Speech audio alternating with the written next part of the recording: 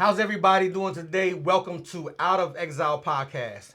Today I have the honor of being in the presence of a great friend of mine, my man Lil Bobby. Lil Bobby is what we call him. His name is Robert Pittman. He went in at 2000 at 16 years old, and he came home in 2024. And he's here today to share his story, right? So we can get on right into it, man. Thank you for coming, bro. Let's get it.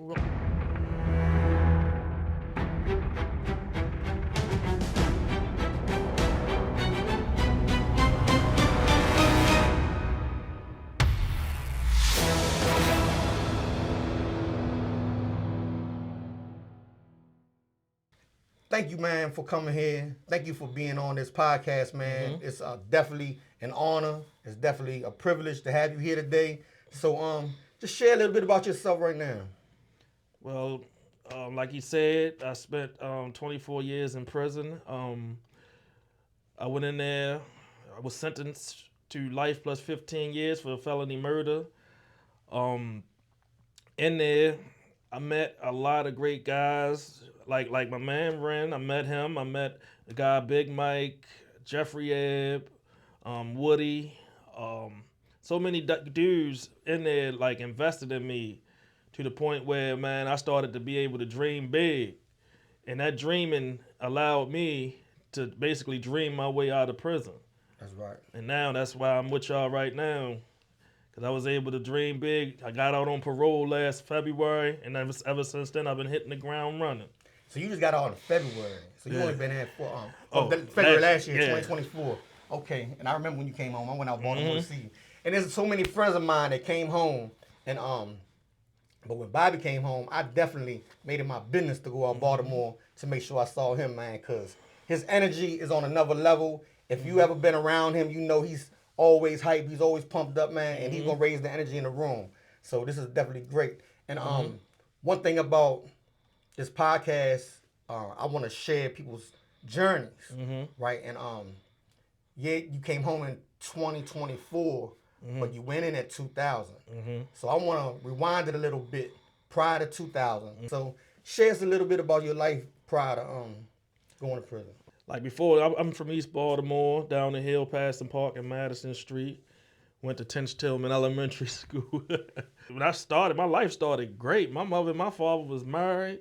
Both of them had great jobs. You know what I mean? My father had his own little company, his little hauling company. I remember one time, like I had all the fresh clothes, you know. They called home talking about, man, we think that your son's selling drugs. I'm like 7. You know what I mean? She's like, what? My mother was like, man, what make you think my son's selling drugs? She said, man, he always walked around with a pocket full of money. We pay him to do chores. So, man, But people thought you was hustling out there. yeah, because they never seen that. They wasn't even used to people's both parents being married. Right. You know what I mean? I had both minds. You know what I mean? Until like I call it the year of the schism, because in 1 year, 1991, never forget 1991. It just wound up being like this year. 1991, I lost my grandfather, my grandmother, and my mother to the cancer. My mother had an aggressive form of cancer, and it took her quickly. I'm talking about right after she just buried her mother-in-law and her father. And then she found out that she had an aggressive form of cancer and wound up passing away at the end of the year, the last month of that year. I'm sorry to hear that, bro.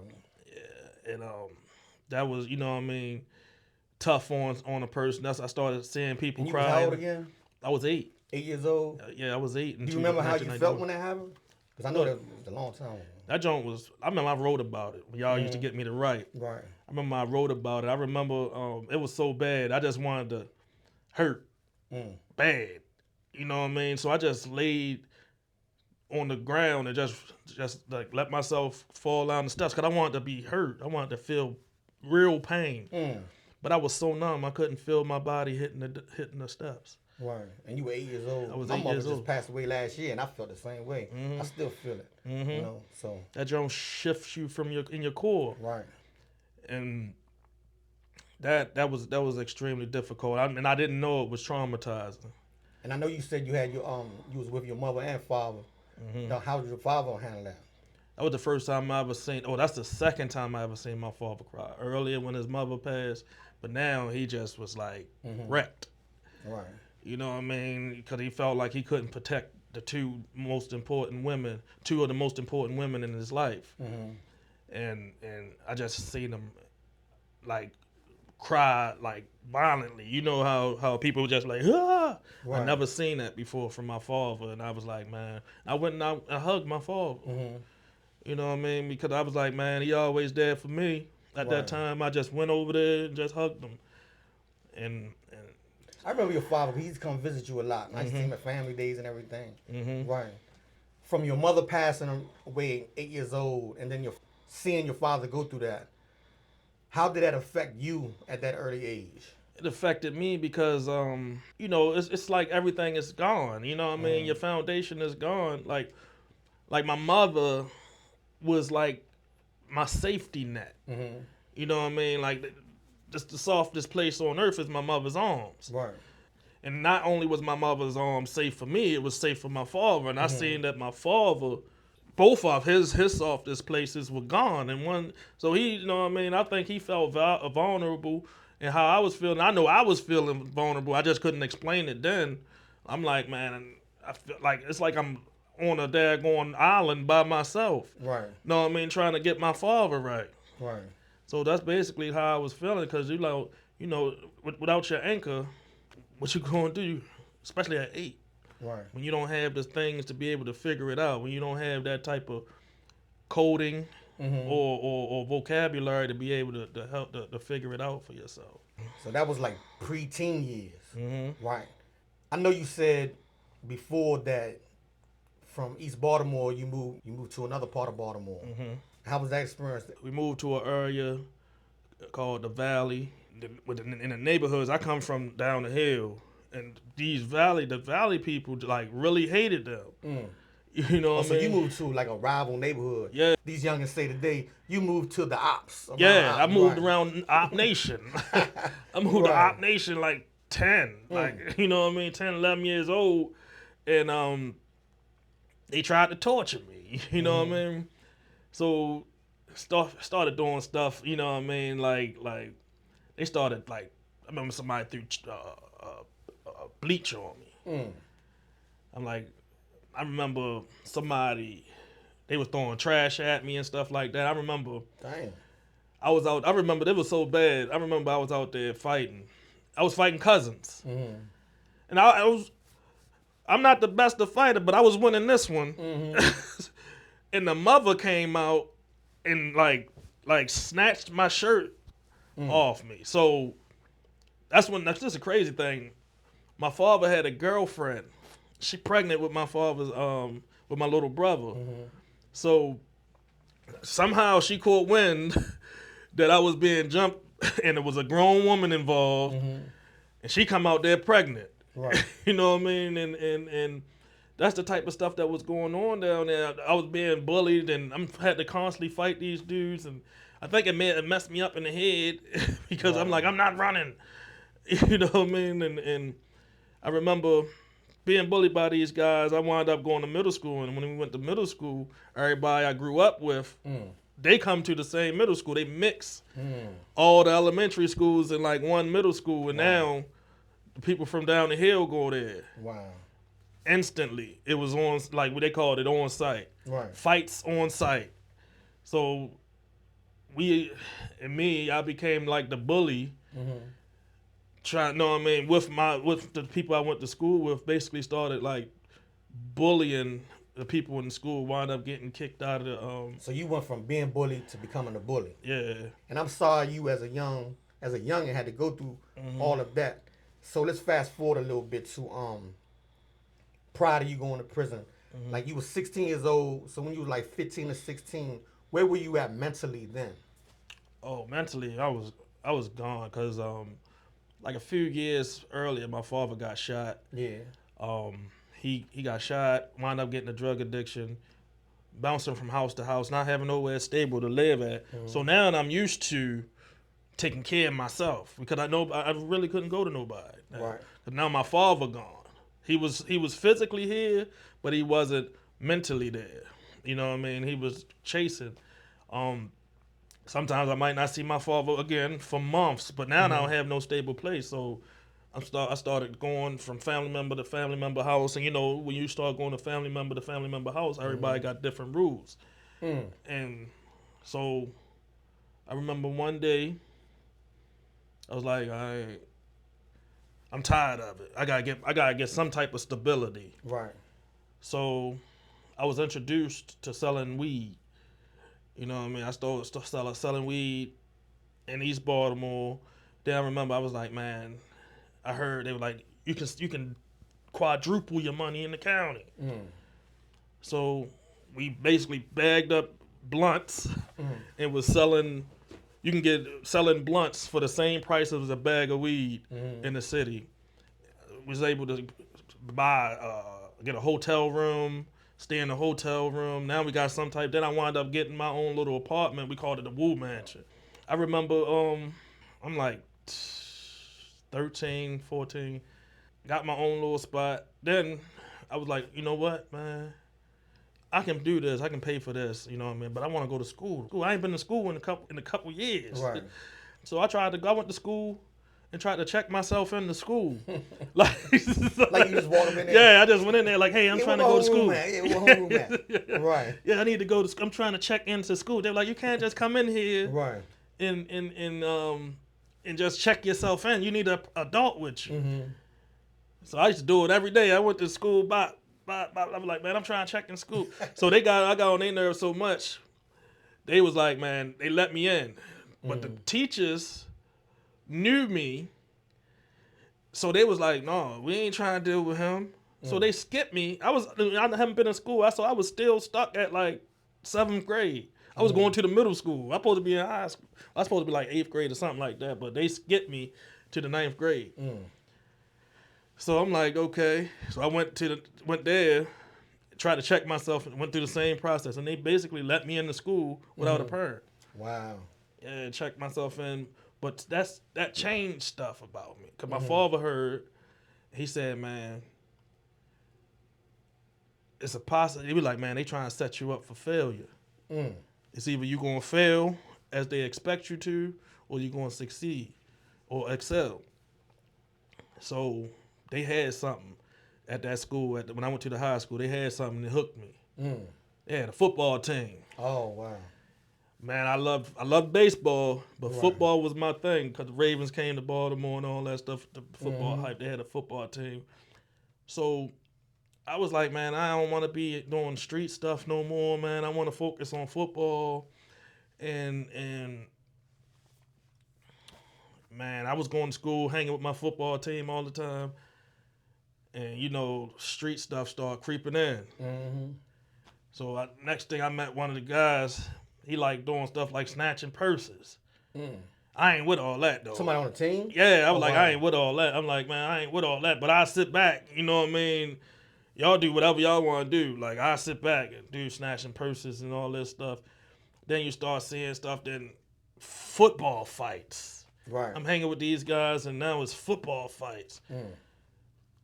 Here come the bully stuff again, because now I'm a part of the team, and we got to run the school. We got to make sure that we, you know what I mean, you got to be intimidating to other schools and stuff like that. So we got into all that. People stepping on crazy stuff, stepping on shields, you beat them. Like stuff like you going to certain bathrooms, sitting on certain tables. Right. You beat them. You sitting there like, yeah, and it's a culture. So you went through the whole being bully process as youngins, to becoming a bully, to being in the streets, to wanting to go back to school because you found something you love, like football, but then find yourself right back in that same cycle. Right, you was around people that was bullying people. Wow.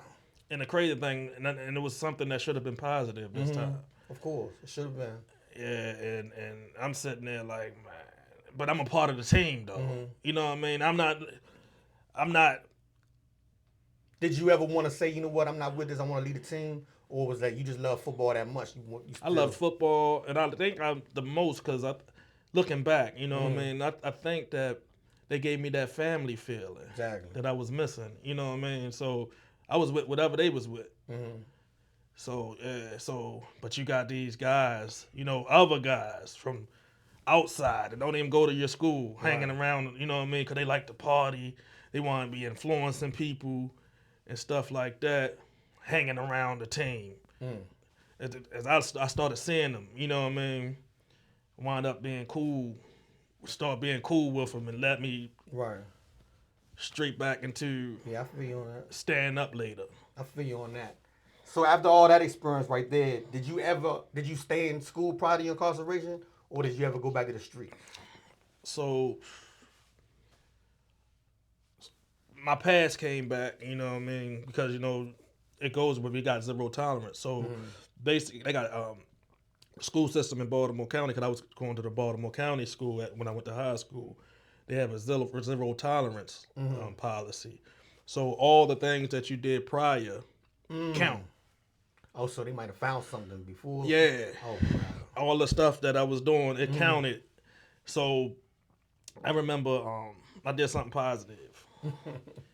It was real gangs. They started coming in now, and it was a war, and I stopped it for breaking up that fight and being a mediator. I was expelled because if you remember, I was checking myself into school. I didn't have a parent to bring me back to school. So you were suspended or couldn't get back. Yeah, so when I finally was able to catch my father, he went in there and they was like, man, he supposed to had his meeting. Why are you just coming now? He said, 'cause I ain't know nothing about it. They were like, he didn't tell you, but not realizing I haven't seen my father. So like, we can't let you back in here if you're going to lie to your father. The hell. I had that don't give a funk type attitude, you know what I mean? Because I done been through all that stuff. All the stuff is bad now. And I done been homeless. Now they just kicked me out of school. That just was like the fuel on it. Like, now I don't even care. Football gone, and now I don't even care. Nobody even care. Now I'm out being free to do whatever I want to do all day, sleep all day, come out all night. And when you come out at night, that's where most of the mischief happens. Exactly. You out and about, and told you the gangs start popping up in the neighborhood, and so it all started over a girl. Got jumped. Then we gotta become bigger bullies. And this is all at what age? Like now, and I'm probably 15. Or 15? Yeah, 15. So we gotta become bigger bullies. So we started getting different types of weapons and going back at them. Type of things going on, becoming bigger bully. I remember I caught them one day. The guys, they jumped me. I was like, look, we're not gonna squash this unless I fight for y'all. Right. I will do it back to back. And that's when we'll squash it, because y'all done something like that before too. Cause y'all beat my ass. I remember, I'm not gonna interrupt you, but I remember 3 dudes at Suitland High School out here in PG County. This was I was like 16 years old. Like, you could tell they was about to jump me, and I was like, look, I said, I'll fight all y'all one-on-one. Yeah. And right when I looked like they would have just stole the smallest one, knocked them down. But they tore my ass up after that. I said, I'll fight all y'all one-on-one. I tried my hand. Together, I can't whip you. Yeah. Together, I can't whip you. But one-on-one, I got a chance. And they didn't want it. Right. That was the crazy thing. They was like, nah. Nah, we gonna tell you. Yeah, but I was with people. Yeah. I was with people. So, and it was more of us. Right. I was like, man, it was probably like 4 of them, and it was probably like 10 of us. Dang. Yeah, and we caught them. I just want to fight for y'all back to back. I just want to fight y'all back to back because y'all jumped me. I want my lick back. Right. They didn't want it. And the crazy thing, I still knew I was a good dude because I felt bad for them. Because I saw the fear in their eyes, and I was like, man, it's whatever, man. Look, just squash. And I was mediating. I'm mediating like crazy then, right? So you had it in you even at a young age. I had it in me, yeah. Stuff you started doing the side, right? I can't do nothing to people that I see that's like that at that time, like people that was in fear. I'm not that, like, that's not right to me, right? So we let it go. Okay. So now it's always happening because like when women, like girls get involved, like now you it's like y'all battling over women and women's attention, girls' attention. So people like, man, we got weapons. So that's when I started, like me And my friends started walking around with weapons, Right. trying to think like we got to protect ourselves against these weirdos. Like, honestly, they attacking kids, like, Right. and all this stuff. So people was walking around with weapons and stuff because of that tension that was there. Right. So that kind of led to the part of your life where now you got weapons. Now you got a gun. And that's, that fear. And every last thing I realized was based in fear. The bullying, that situation was all based in fear. Like, what year did your trial? You went to trial or you? 2000, yeah. Okay, it started in 2000. My trial started in 2001. I got arrested in 2000. Okay. Yeah. Was it in Baltimore City or the county? Baltimore County. Okay. Baltimore County. Me being out there, wound up catching a charge called felony murder. Not knowing what that meant. It's like this animal gets mostly kids and women, and like I told you before, we wound up having adults that was in like on the outskirts of our football team. And that's who I started hanging with. These are the people who introduced me to, you gotta hold this to protect yourself. And went out with the guy, as my little brother said, I never came back. Somebody, you got arrested that night. Yeah, somebody wound up sadly lost their life. I didn't know because, I was like, I didn't do nothing. Yeah, for those that don't know, felony murder is antiquated law that came from like England, Europe, wherever, when they came over here. And the law basically says if you're with someone in the commission of a felony and a person loses their life, no matter how they lost their life, no matter who killed them, no matter who did what, everybody involved in that underlying felony, which could be burglary, robbery, etc., you're just as guilty as the person who murdered or killed someone. So I could be with Bobby and somebody could kill me. If we on a robbery and somebody could kill me, Bobby will be arrested for the murder, my murder. He will go to trial for my murder. I know people that have felony murder and they went and took a hostage and the police shot at them and killed the hostage, right? Turtle Wells. And the individual, like somebody had a heart attack in the midst of a felony.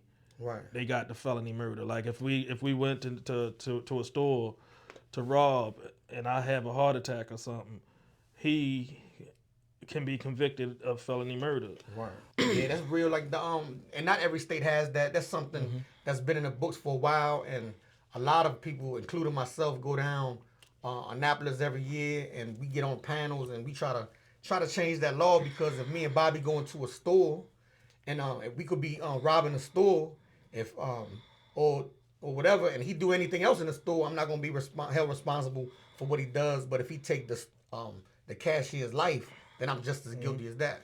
But it's just a crazy law. Definitely a crazy law that's got to go. I knew exactly what they said what they were saying that they was charging me with. I know I didn't do that. Right. That's how I looked at it. I was like, I didn't do that. What they said I did. Right. I would take responsibility for, how when you're young, you were like, I'll take responsibility for what I did, but I didn't do that. They was like, basically, so you take responsibility for this? I was like, yeah. And they were like, all right, then that means you get that. Right. I'm like, yeah, that's what I'm like. I'm like, I didn't kill, because in my mind, like, at that time, because when you're young, you got that limited thinking. And basically, by the time you got that age, you done lost your ability to imagine deeply, because you just, got the daggone horse blinders on. Right. So, it couldn't click. It just wasn't, everything they told me wasn't clicking for me. Yeah, and when you were young, so that's complicated stuff to try to grasp. Yeah, so it wasn't clicking, so I was just like, nah. And what were you sentenced to? I was sentenced to life plus consecutive 15 years. Life because 50 or 15? 15. Like 15? Because they gave me, so because of transferred intent, they gave me, and at the time I didn't have a handgun, and so but they was able to transfer a handgun charge on me. So I got the transferred murder and a transferred handgun charge. Wow. So the murder is automatically, and felony murder, according to the felony murder rule, they allowed to enhance the sentence to, it can be any type, it can be any manslaughter, whatever that happened. they can enhance it to a life sentence, and you'll be sentenced under the felony murder. So I got the maximum, because I was, as the judge said, a menace to society because of all the stuff that was happening in school. All that stuff came up. Then he gave me the maximum he can give me for a handgun charge.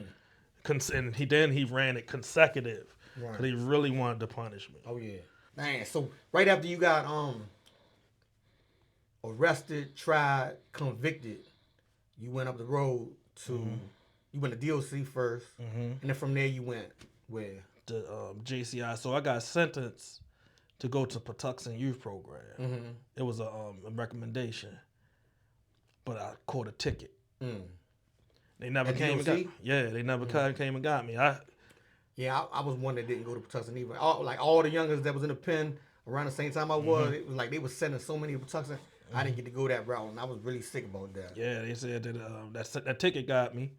So because of that ticket, they sent me to JCI. Or they called you hit JCI? 2001. Okay. I left in 99. I left there in 99. So I didn't meet you on that part of the journey. Yeah. Right. So what was it like when you first, because I know how the annex was back in the days. Right. I know how the MHC annex is Maryland House of Corrections Annex. We call it Outback. And now it's JCI, Justice Correctional Institution. And it's still dangerous, but back then, it was one of the most dangerous prisons in the United States, right? So, knowing that, how was it for you when you first went in there? So when I first went in there, I was 17. It felt like what I felt when those guys was in the neighborhood, but I felt it all the time. I couldn't leave. Right. You know what I mean? It's like I can leave and go to Alabama if I wanted to in my neighborhood. But I couldn't leave there, and it was that same feeling, you know what I mean? That paranoia, because like my first day there, like somebody passed away from being murdered, and I'm like, they got me. I'm sitting there looking. The dude grabbed me like, man, just keep your head straight. Don't look back. You ain't see nothing. Right. So I when they told you to mind your business, you really mind your business, and I don't know nothing. Like that I was hyper. I was stressed out. Stressed. And I had that tension. It was like that tension was always there. Like the tension that we had with them guys. That tension was always there inside the annex. What building you went in when you first went in there? My first building, D building. D building. Yeah. Yeah, D building was a rough building back then too. Yeah, I went in the D building first. Something stupid happened. And wind up going on lockup. You went on lockup? Yeah, went on lockup, and it's not good because I keep catching tickets. Right. Like now it's back to back. I come off, went back to D building. I was good for a little bit, you know what I mean? I was good for a little bit. Then somebody told me, he come up to me like, man, here, get this to him. Oh, that's an old move. What? The police were like, hey, you come here. So I don't know what it is. So I takes off running.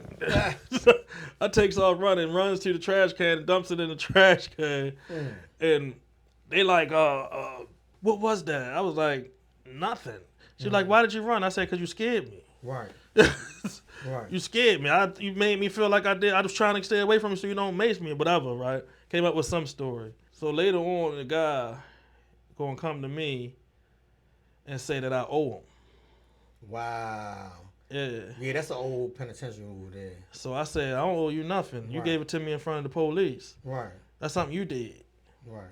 So like, no, you gotta pay for it. You gotta pay for that. I'm not paying for nothing. Hey, tripping. Like you pay you basically you gave it to me in front of the police. Right. The police saw it. I'm not giving you anything. Now I'm getting mad though.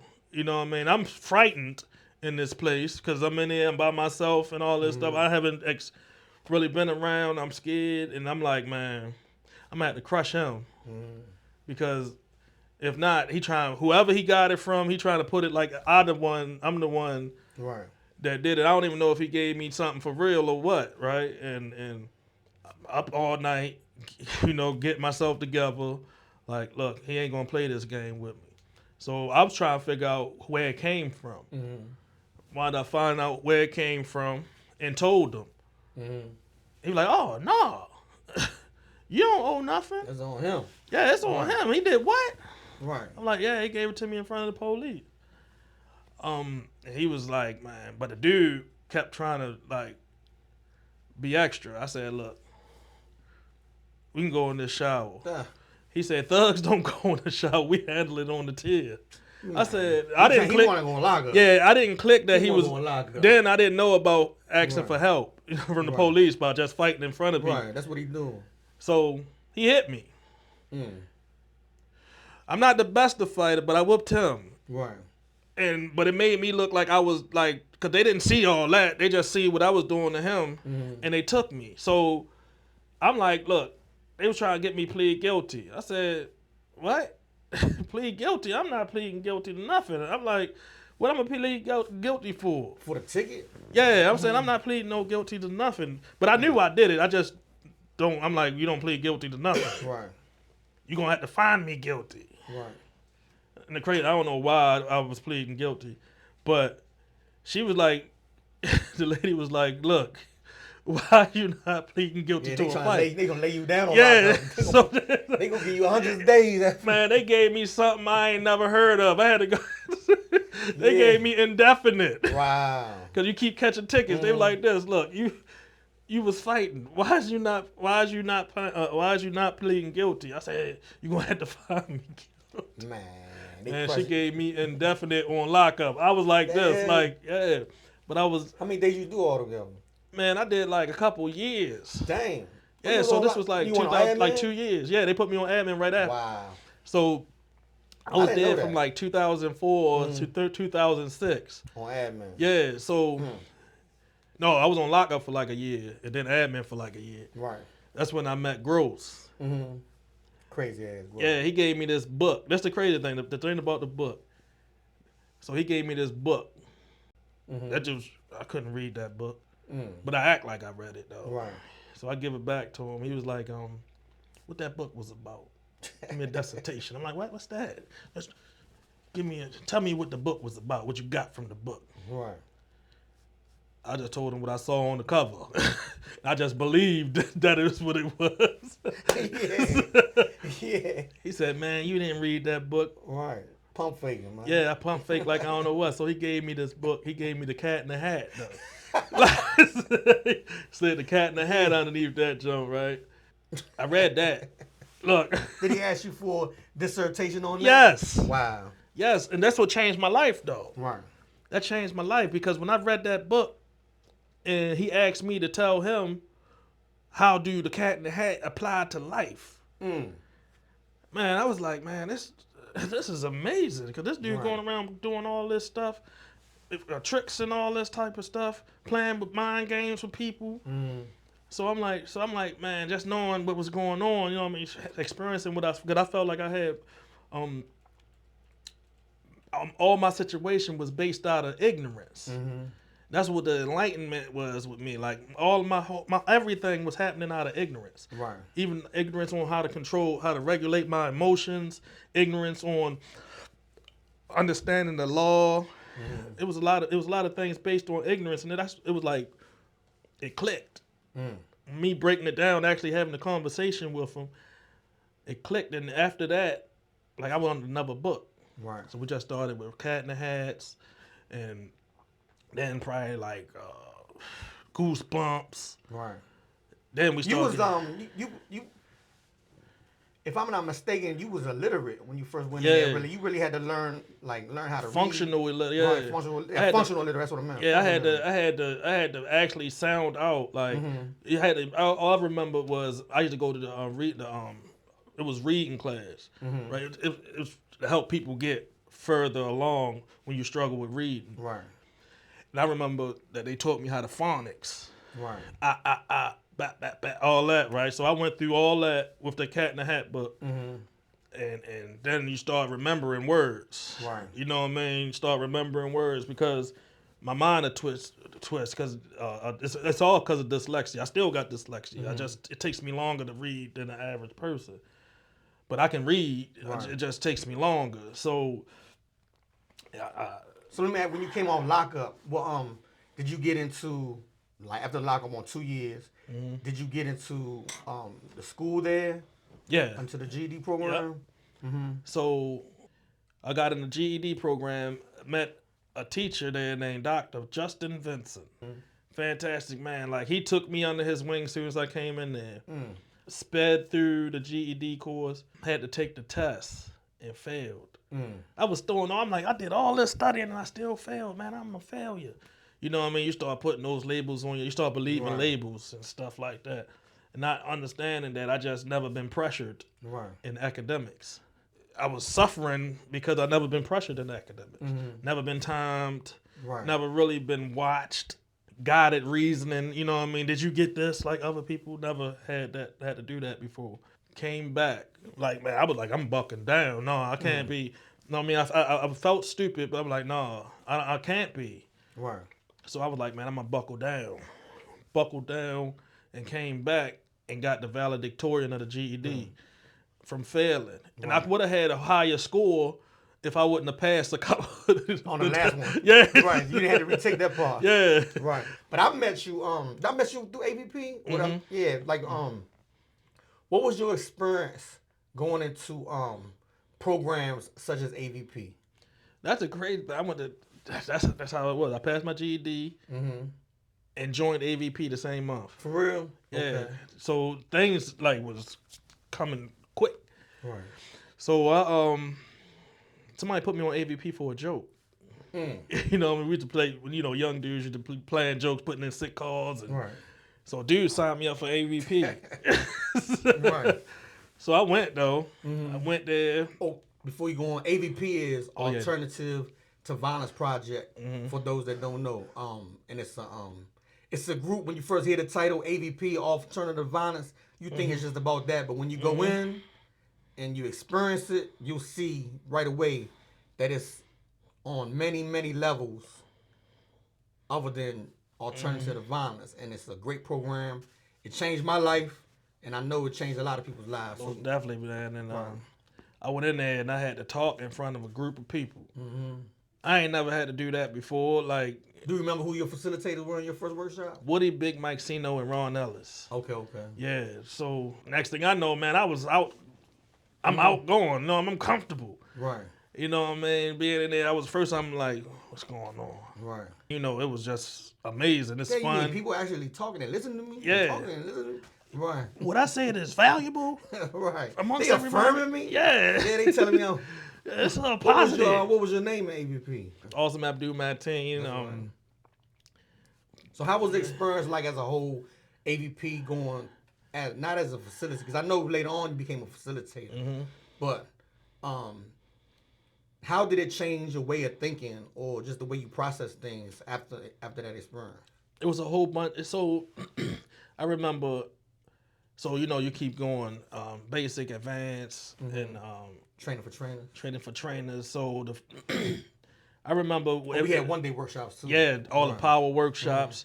So basically, that joint was helping me understand, like, basically, like, to try to figure out what's going on before you react. You know what I mean? To take action versus to give a reaction. Right. And I learned that clicked. You know what I mean? Like, just the thoughts before the action. And I remember how the process of anger. You know what I mean? How it starts with a feeling, and then you got the irritation. Then now you're starting to getting a little bit of now you're getting angry. Now you're getting belligerent. Right. Just knowing that it starts from a feeling, and once you understand what that feeling feel like, you can recognize it. You can recognize it, and you can regulate it. That's right. And it taught me that in AVP, and they taught me, you know what I mean, that I could be a leader. So I'm like, okay. And you are a leader. Cause I remember he came up with his own workshop called Hippie, right? Help Increase the Peace Project Youth. And when I tell you, the energy just vibed on so much a higher level than any other workshop I was in. A lot of the older facilitators, and not that saying we were real young when we was doing it, but a lot of older facilitators looked like all of us, like we was crazy. Because when Bobby do the hippie workshop, I was helping co-facilitate a lot of the hippie workshops. But we used to have so much fun. We used to come in doing the introductions like like a football game, right? And we used to be so hyped. We used to do the fake double with the jump rope. Yeah, with the jump rope, jumping people in. Yeah, we used to jump you in. Man, we used to do so much stuff, man. And other people used to look at us like, man, they crazy, man. They crazy. But we had fun. The youth loved it. The youngins in there loved it. And I know, like, it was just a great experience. So, like, in the AVP, did that open other doors for you for other programs? Yeah, so you remind me of something real quick. Like how hippie, we looked at it like, man, we starting a positive group. Because people want to be a part of an organization. We were starting a positive organization. Right. And I remember when you came to E-Building and you sat at the table with one of the individuals in one of the organizations. He said, you don't want to, the dude said, I don't think you want to sit here. Right. They might label you a bad guy. And you said, you might want me to sit here so they can label you a good guy. Yeah, you got to be the thermostat, not the thermometer. Yeah. Right.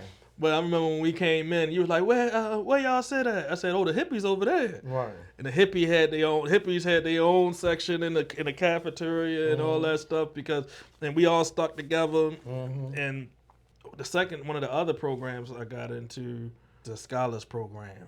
Oh yeah, the JCI Scholars Program. I started learning so much, and you was able to do college level work, and getting deep into topics and things of that nature, and that joint was fantastic to me. Before you go further, the JCI Scholars Program, we used to have colleges coming in.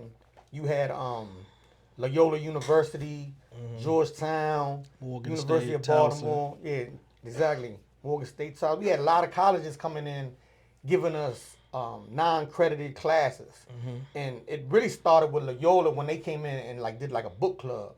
And also Dr. Drew Leader. Yeah, Dr. Drew Leader, right? He was coming in. You had the lady from Maryland Institute College of Art, Makita Brotman. Yeah. She was coming in. She did a book club in there. But that branched out to them really giving us credited colleges in. University of Baltimore was doing college where people was really getting degrees. And you got to experience a lot of that too, right? Yeah, the University of Baltimore and the Arundel Community College came into the Jessup Correctional Institution. And I was on the first cohorts in the University of Baltimore program, college program. Yeah, they had a bachelor's degree program. It started as nonprofit management and civic engagement and ended with human services. And I wound up getting my degree. While you were still in there? Yeah, I was when I graduated I was in another prison and they transferred me back to JCI and to graduate. With my get my bachelor's degree in in human services. Wow.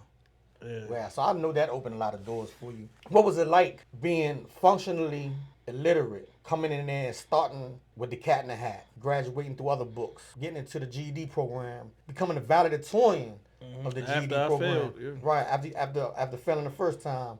And that's a great testament right there to your resilience, the energy within you that's like, man, I'm not letting none of this stuff define me. I'm going to keep on elevating, right? So how did it feel going from that to graduating college? It taught me something. It taught me a valuable lesson that things take time. You know what I mean? I just got to make sure that I have patience and perseverance. I remember I prayed one time for patience, and I went on lockup. I didn't want this, but patience comes in two folds. The first one, it's a part to patience that a lot of people don't want to deal with. It's persevering through the patience. You know what I mean? Making it through. Right. I dedicated myself. I told myself, I said, when I see somebody read a book fast, I'm like, that's not for me. Right. I'm not going to read it that fast. It's going to take me longer, so that means that I got to work harder. I have to work harder. And I remember I heard, I was listening to somebody on the radio, and I took this slogan, and he said, I never pray for a lighter load. I pray for a stronger back. So I was like, all right, that's how I got to approach life. It's all in changing perspective, right? Yeah. Right. So I got to work harder than the average student. You know what I mean? So I anticipate the struggle. So all this journey that you shared with me from going in JCI 2001, everything you just shared with me, it was preparing you for your journey out here, this other chapter in your life. First, what was the situation that helped you get home on a life sentence? I'm in Baltimore. I was in Baltimore County, so that's extremely difficult district to gain relief in. They was beating on me. I'm talking about I was feeling it. Like that, I got denial after denial after denial. Then 2012, Miller versus Alabama. Well, children are not only physically different, but mentally different, and you ain't fully developed your cognitive skills until you're like 25 years old. They said that children should not bear the same sentences as adults. Right. It came through the Supreme Court. Maryland, they said that you have to give a juvenile a meaningful opportunity of release. Maryland didn't have no laws that allowed a juvenile to be able to go straight to court and ask for release if they can prove that they have been matured, and they remorseful and things of that nature. So, and nobody was getting paroled. You know what I mean? Since Glendening said that life means life. So juveniles didn't have a meaningful opportunity of release in Maryland. So the ACLU filed a lawsuit. And negotiated to the point where juveniles can actually have a better opportunity for parole because they made it so that their stipulations were different. Right. The things that their threshold was different than the adult's threshold, and individuals started going home on parole. I went up just after that, but that was my first parole hearing. So I got a risk assessment then at a low to moderate. Then they gave me a 2-year rehab. So I went up in 2018. It took 2 years to go through the whole process. Then in 2020, I got the 2-year rehab, and I was going back 2022. And in 2000, when I was going back, in between 2020 and 2022, it was a law passed in Maryland called the Juvenile Restoration Act, the JRA, when they given the courts the vehicle to resentence individuals that were juveniles at the time of their arrest. Right. I went up for parole in 2022 and was granted parole. You know, it takes a while. In 2023. And they gave me an 11-month delayed release in March. And I left and went home in February. But I went up for my JRA, my juvenile After you came home? No, I went up when I waiting for to go home. And thought that I had a huge turnout and everything, a huge community following in there. It was so packed that they had to come in shifts. Damn. Yeah. Shout outs to Miss Alinda Moy, Hope Cachadis, and Kevin Boudreaux. So I always mess your last name up. The guy Wayne was there. Wayne Bruton that was here last week came. We had so many people came. Right. Led the way by my father. I went there, had a beautiful hearing. Left. Did the rest of my 11 months on the delayed release. Come home in February. Finally got it. Finally got my decision in March. But when I got it, it wasn't what I expected. For real? What they say? They said that they believed that my story was self-serving fiction. He was saying that I made the story up to make myself look better. Man, that's crazy, man. I said, what did I need? Death certificates? Right. Like, yeah, it's crazy. Even when I went off my JRA, like the judge gave me my relief, but it's just crazy how 20, 30, 40 years later, they still acting like you that same teenager, and they want to, like, we know who you are. The people that know you know your character. They know what type of man you are, and that's crazy to say that. That's fictitious, man. But that's crazy. So you came home, and what was it like? What was your first experiences of coming home? Like, how did you feel? Oh man, it still felt like I had a shackle on me. I planned a lot of stuff. The stuff wasn't going as quickly as I thought it was. Choice overload. I needed help with choosing something simple as body wash. That's real, because they like inside you only got a couple options. Yeah. Of soap and whatever. It's like when you first come home and you go to a grocery store, it's like, man, it's like the world just opens up to you after being locked up all that time. You like, damn, look at all these options. Which one is the best? Right. And then you like this. Which one is the best? Which one would I like? How would I know? Right. So. So I remember I was talking to one of the professors, and they was like, I see a lot of men using this. So I'm like, I'm gonna get this. It was Old Spice. It was Old Spice. I said, all right, I'm gonna use Old Spice. Right. Were there any other challenges like you had first coming home? Because you went in at 16, coming home. How old you came home? 24 years later? I was 30. I was basically 40. Right, almost 40 years old, about 40 years old. So from 16 to 40, the world definitely changed. A lot of stuff has changed. What was the biggest challenge for you coming home? I still have it. Driving. Oh, wow. Because, you know, I mean, I know 9 times out of 10 it comes from the anxiety from me. I don't like being in little cars, you know what I mean? So I got in an accident. That didn't help, and that's been my biggest challenge, was actually driving. So that was a challenge for me, not used to learning how to drive, but getting used to all the different new rules they got out here when it comes to driving. Because I'm going to hit that gas and I'm going to go. Oh, I know all the rules. I drive safe. I can drive. I just don't like doing tests. Stress that, you know, I'm in a little car. Right. And they watching you. That be throwing me off a little bit. You know, I started panicking. Right. What was it like for you to get a job when you came home? Oh, I had a job within 2 weeks. And the only reason I waited 2 weeks is because I had to go through the process. Right. I went and saw Coach D, Each One Save One. Shout out to Coach D at Each One Save One. And she had my people was there from the Mayor's Office of Employment and Development, Miss Tia Richards and Nigel Jackson, Jobs on Deck Jackson. From I saw them on Sunday, and Monday I had 5 interviews. Wow. Like, I think you were just leaving the interview when I saw you. Right. But so jobs ain't hard. Another hard thing was housing. And when I went to apply, I was denied. So what I learned, what they was doing was they was asking for background checks from DPSCS specifically. They go past that 7 years. Then I got this letter of denial saying that that I was denied because of something that I gave them. Like, it has to be the background check, and I can't believe that y'all wrote it on a piece of paper so I can take it to this lawyer and say that I'm being discriminated against. Right. When y'all say that y'all are Equal Opportunity Housing Association. Say I took it to the lawyer on Tuesday. That Wednesday they said you can move in Thursday. So what type of work you doing now?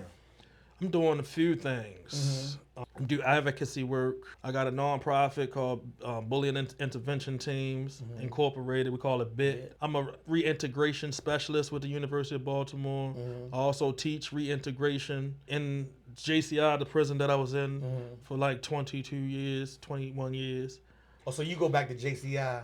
How often you go back? I can go back every week, but it's just, you know, maybe overstimulating. So I go every couple weeks. I went back for, they had an art event. You see the yard, who me and you dominated for many years in the soccer field, right? And you see the buildings, everything just look smaller. And before I do go on, I used to always say I was the best goalie in the jail until my man Bobby came along and I gave him a little torch. That's right. Pass the torch. Man, unbelievable, right? So yeah, we definitely had fun out there. But it was crazy going back because everything looked so much compact. I don't know what that was about. Did you feel that same experience? I always say because I outgrew it. Yeah. You know what I mean? That's a great. I outgrew the prison. It was small. It was real tight when I was in there. You know what I mean? Like I felt like my arms was hanging out of it. Right. Like it didn't even fit no more. Like this shirt. It don't even fit no more. Yeah. So yeah. That's why I see it like being so small, because I outgrew it, and I needed to be out. Let me ask this, right? Because you say you do a lot of advocacy work right now. You mentioned the work you do with University of Baltimore, also your nonprofit. How you feel about yourself now? Just going through everything that you share with us and the viewers, what you share with me. How do you feel about yourself presently? I still got room to grow. When you stop growing, it's when you stop breathing.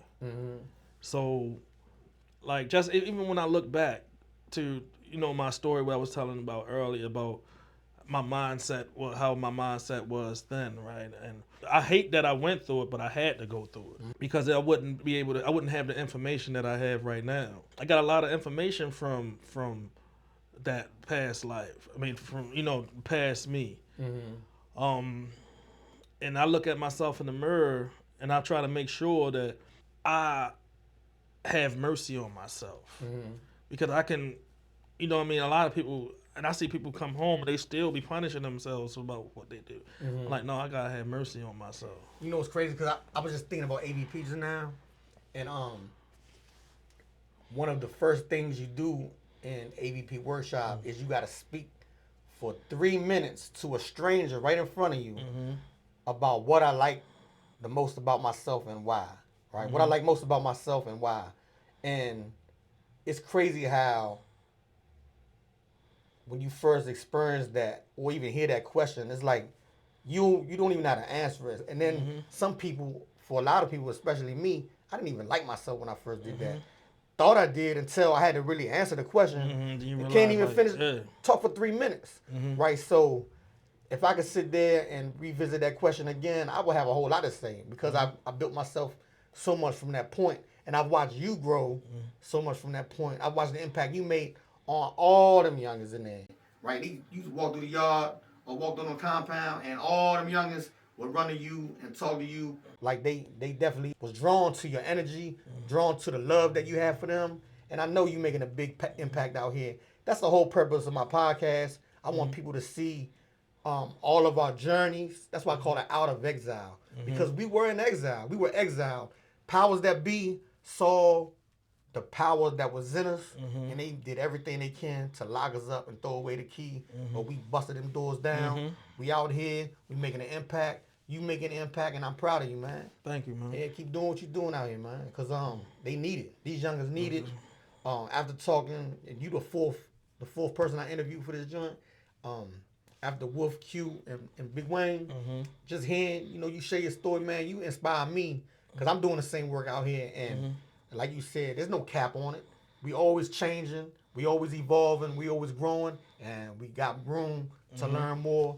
And watch out for this guy right here, cause he's out here and ain't nothing stopping him. He's out here, ain't nothing stopping him, man. So if somebody say, like years from now, years after you gone, years after I'm gone, and somebody speak about Lil Bobby, what do you think they're gonna talk about? The process, they're gonna talk about a person that was patient and a person that bloomed where he was planted. Wherever he was planted, if he was planted on concrete, he gonna bloom. That's right. In mud, he gonna bloom. In the water, he gonna bloom. And that's what I think that people gonna say about me. Like a lotus flower. Yeah. Come out the mud, through the water, to the atmosphere, man. You keep up the great work. Is there anything that you want to share with the viewers? Anything that you want to tell the youth out there? Anything that you want to close this out with? Just basically, man, try to think before you act. You know what I mean? Don't react. It's people out there. It's stuff out there that y'all looking for. I'm not even gonna say what y'all looking for. It's stuff out there that y'all need. All y'all gotta do is just look for it. If you look for it, whatever, you need mentorship. You need to be heard. You got people that'll listen to you somewhere. You need something to eat. Somebody has some food for you. Right. You need clothing. You need a haircut. It's out there. Yeah, you ain't alone for real. Yeah, you're not alone. It's a lot of people going through the same things. Had the same struggles you are, and they done figured some things out. Just whatever you can, just look around, and I'm quite sure. And I guarantee that you'll find what you're looking for. My man, thank you, man. It's been an honor. It's been a pleasure. And I'm excited to watch you continue to evolve. I'm excited to watch you just do great things in this world because you are the man. My man, Lil Bobby. Oh, and follow me on TikTok. Yeah, I'm going to Follow him on TikTok. I'm definitely gonna put all the social medias in there.